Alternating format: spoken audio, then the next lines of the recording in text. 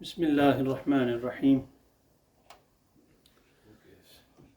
إن الحمد لله نحمده ونصلي ونسلم على رسوله الكريم. أما بعد فأعوذ بالله من الشيطان الرجيم. بسم الله الرحمن الرحيم. من جاء بالحسنة فله عشر أمثالها ومن جاء بالسيئة فلا يجزى إلا مثلها وهم لا يظلمون. صدق الله العظيم وصدق رسوله النبي الكريم الأمين ونحن على ذلك لمن الشاهدين والشاكرين والحمد لله رب العالمين. رب اشرح لي صدري ويسر لي أمري واحلل عقدة من لساني يفقه قولي. إن الله وملائكته يصلون على النبي يا أيها الذين آمنوا صلوا عليه وسلموا تسليما. اللهم صل على سيدنا محمد وعلى آل سيدنا ومولانا محمد وبارك وسلم عليه. الصلاة والسلام عليك يا سيدي يا رسول الله وعلى آلك وأصحابك وسلم عليك يا شفيع المذنبين. الصلاة والسلام عليك يا سيدي يا رسول الله وعلى آلك وأصحابك وسلم عليك يا خاتم النبيين. سامعین ذی وقار، اللہ رب العزت کا لاکھوں بار شکر ہے کہ اللہ رب العزت نے ہمیں آج کا یہ جمعۃ المبارک اور اس مسجد شریف کا پر رونق ماحول عطا فرمایا، اور یہ ذی القعدہ کا آخری عشرہ شروع ہوا جاتا ہے، اور آنے والے ایام ماہ ذی الحج کے ہیں، اور عشاق کے قافلے حرمین کی طرف رواں دواں ہیں۔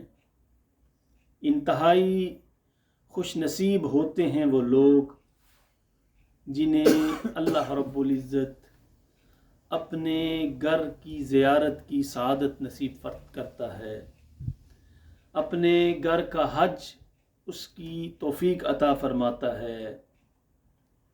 تاہم بہت سے ایسے لوگ بھی ہوتے ہیں جو دن رات بیت اللہ کی زیارت کو ترستے ہیں، رب کے حضور عجز و انکساری سے دعائیں کرتے ہیں،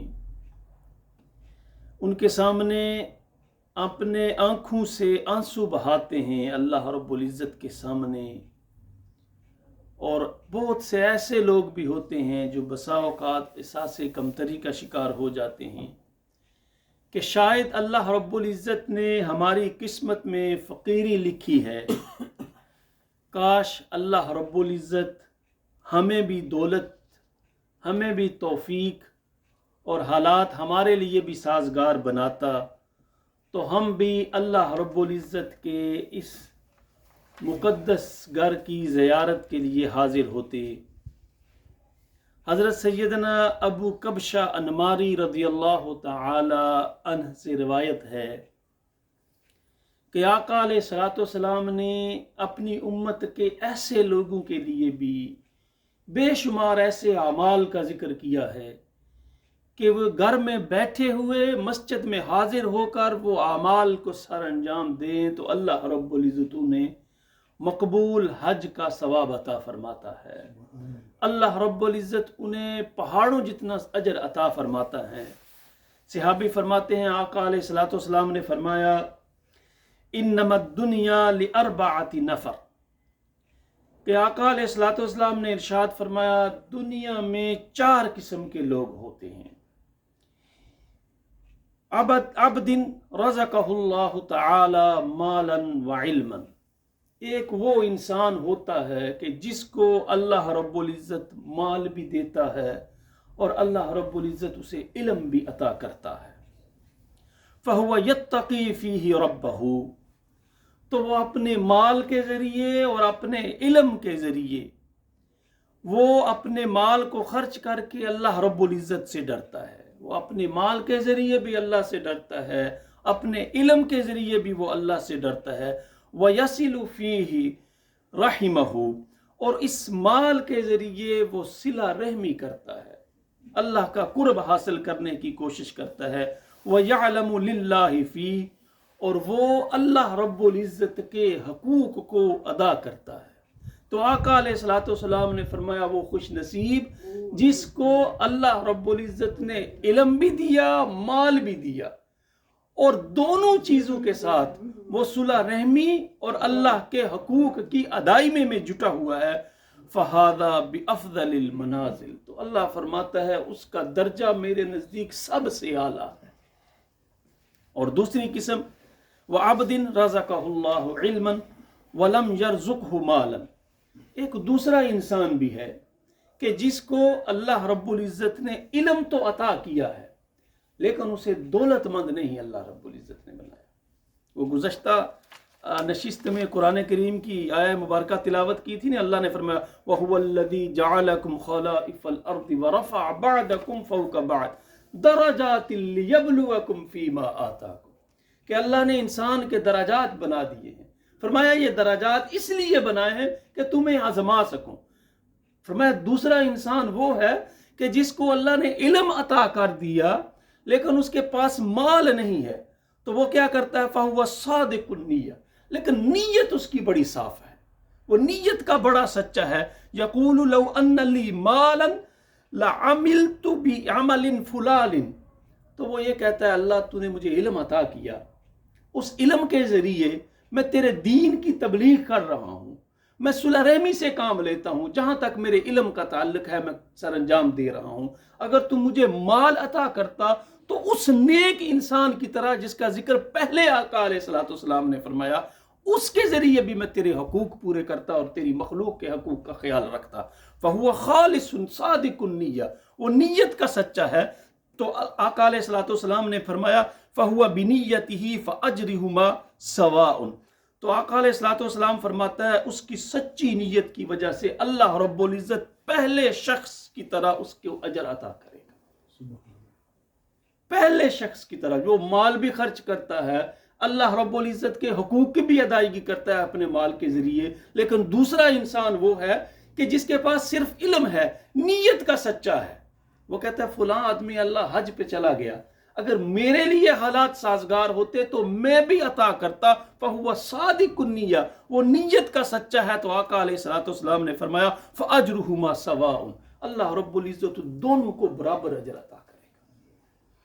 اور پھر فرمایا وَعَبْدٍ رَزَقَهُ اللَّهُ مَالًا وَلَمْ يَرْزُقْهُ عِلْمًا، تیسرا وہ انسان ہے کہ اللہ رب العزت نے جسے مال عطا کیا وَلَمْ يَرْزُقْهُ عِلْمًا، اور اللہ نے اسے علم نہیں عطا کیا.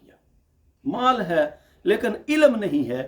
فَهُوَ يَخْبِتُ فِي مَالِهِ بِغَيْرِ عِلْمٍ، تو وہ کیا کرتا ہے کہ وہ خرچ کرنے میں اپنے رب سے نہیں ڈرتا، اور وہ خرچ کرنے میں اللہ رب العزت نے اسے مال عطا کیا ہے، علم نہیں عطا کیا، تو وہ اپنے مال میں غلط روش اختیار کرتا ہے. وہ اپنے مال میں لا يتقی فیہ ربہ، تو وہ اپنے رب سے بھی نہیں ڈرتا.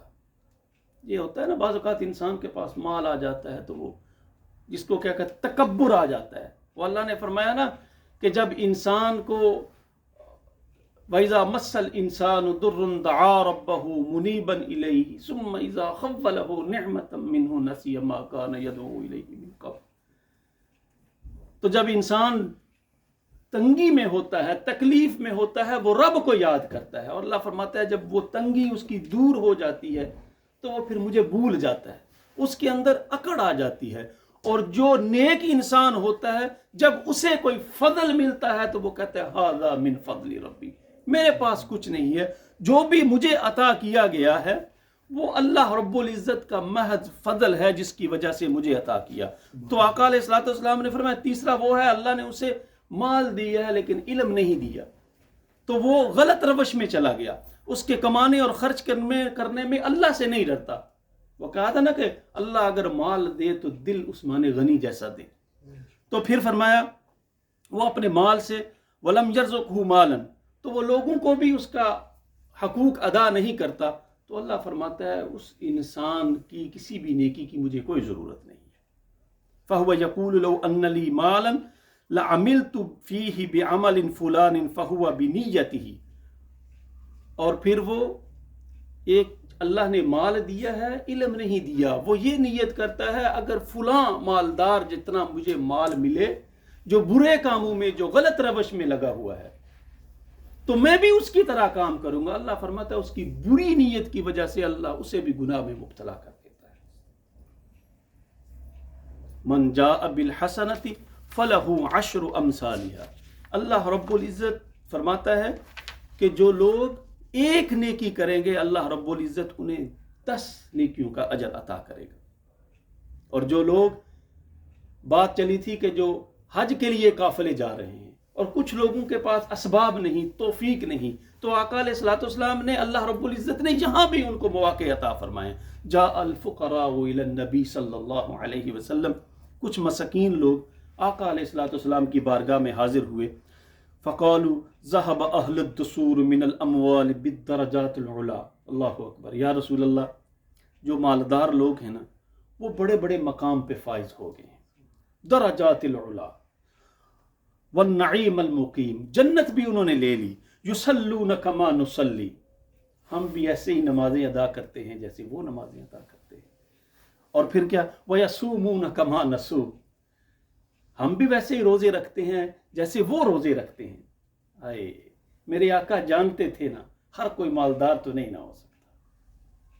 انہوں نے پھر کس طرح اس تصمیم میں پرو کے رکھ دیا. بڑی رکت انگیز یہ حدیث ہے.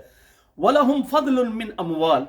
تو اللہ رب العزت سے مال کے ذریعے انہوں نے اپنے مقامات کو حاصل کر لیا. وَلَهُمْ ان کو اللہ رب العزت نے فضیلت عطا کر دی. وَيَعْتَمِرُونَ وَيُجَاهِدُونَ وَيَتَصَدَّقُونَ. وہ صدقات بھی کرتے ہیں، وہ حج بھی ادا کرتے ہیں، وہ عمرے بھی کرتے ہیں. لیکن ہمارے پاس مال نہیں ہے اور ہم مال کے ذریعے جو عبادت ہے وہ نہیں کر سکتے. روزے ان کی طرح رکھتے ہیں، نمازیں ان کی طرح پڑھتے ہیں. تو آقا علیہ الصلوۃ والسلام فرماتے ہیں، اب وہ کہتے ہیں نا شان میرے آقا کی، وہ فرماتے ہیں الا احدثکم، کیا میں پھر تمہیں کوئی ایسی چیز نہ بتاؤں، ان اخذتم ادرکتم من سبقکم ولم یدرککم احد بعد. میں تمہیں ایسی بات نہ بتاؤں کہ اگر تم اس پہ عمل کرو تو اللہ تمہیں بھی ان جتنا ثواب عطا کرے گا، یہاں تک کہ کوئی آدمی تمہاری جیسا، تمہاری طرح عمل کرنا شروع کر دے. سبحان اللہ. وہ کہ مال کے ذریعے حج بھی کرتے ہیں، مال کے ذریعے عمرے بھی کرتے ہیں، جہاد بھی کرتے ہیں، صدقات و خیرات بھی کرتے ہیں. یا رسول اللہ، ان کو اللہ نے فضیلت عطا کر دی. وَلَهُمْ فَضْلٌ مِّنْ أَمْوَالٍ. مال کے ذریعے انہوں نے مقام حاصل کر لیا. وَالنَّعِيمَ الْمُقِيمِ. جنت ان کو مل گئی. لیکن ہم انہی کی طرح نماز پڑھتے ہیں، مال کی وجہ سے وہ سعادت ہم نہیں حاصل کر سکے. میرے آقا فرماتے ہیں میرے صحابیوں، میں ایسا نسخہ نہ تمہیں بتاؤں، تم ان پہ عمل کرو، اس پہ عمل کرو تو اللہ تمہیں بھی وہ اجر عطا کر دے گا، تمہارا شمار بھی ان کے برابر ہوگا. فضل فیہ سوا. ان کے برابر اللہ رب العزت تمہیں فضیلت عطا کرے گا. تو فرمایا یا رسول اللہ وہ کیا بات ہے؟ وَكُنْتُمْ خَيْرًا مِّن أَنْتُمْ بَيْنَ ظَهْرَانَيْهِ إِلَّا مَنْ عَمِلَ مِثْلُهُ. تو وہ کیا عمل ہے؟ فرمایا تسبحون وتحمدون وتکبرون خلف كل صلاة ثلاثا وثلاثین. کتنا چھوٹا سا نسخہ میرے آقا نے بتایا. فرمایا تحمل کے ساتھ بیٹھ کے ہر نماز کے بعد 33 دفعہ کیا کرو؟ تسبحون، سبحان اللہ پڑھو. ہر نماز کے بعد 33 دفعہ وتحمدون، الحمدللہ پڑھو. اور ہر نماز کے بعد وتکبرون، اللہ اکبر 33 دفعہ. کچھ روایات میں 34 دفعہ آتا ہے، وہ پڑھو. تو اللہ رب العزت تمہیں بھی ان لوگوں کے برابر اجر عطا کرے گا جو صدقات کرتے ہیں، جو خیرات کرتے ہیں، جو حج کرتے ہیں، جو عمرے کرتے ہیں. اللہ ان کے برابر تمہیں بھی شمار کرے گا. اور آج ہمارے استاد فرمایا کرتے تھے الا ماشاء اللہ. ہم جب وہ پڑھتے ہیں نا تسبیح سبحان اللہ، تو وہ ہوتا ہے کہ پورے تجھ کو احتشام کے ساتھ، تلفظ کے ساتھ سبحان اللہ سبحان اللہ سبحان اللہ. تو سبحان اللہ سبحان اللہ سبحان اللہ، اس کا کوئی اجر نہیں ہے دوست. 2 منٹ اپنے لیے اللہ کی ذات کو بھی دیا کرو. تو اجر کتنا بڑا ہے؟ وہ بہت بڑا اس کا اجر ہے. من خرج فی بیتہ متطہرا الی صلاۃ مکتوبۃ فاجرہ کاجر الحج. چھوٹی چھوٹی باتیں ہیں، پہاڑوں جتنا اجر. اب ایک بندہ حج کے لیے جاتا ہے، پتہ کتنی مشقت کرتا ہے وہ. سرمایہ کا انتظام کرتا ہے، گھر والوں کے لیے پیچھے جب تک وہ نہیں آتا سرمایہ کا انتظام کرتا ہے، ہر طرح کے معاملات کو دیکھ کے وہ جاتا ہے۔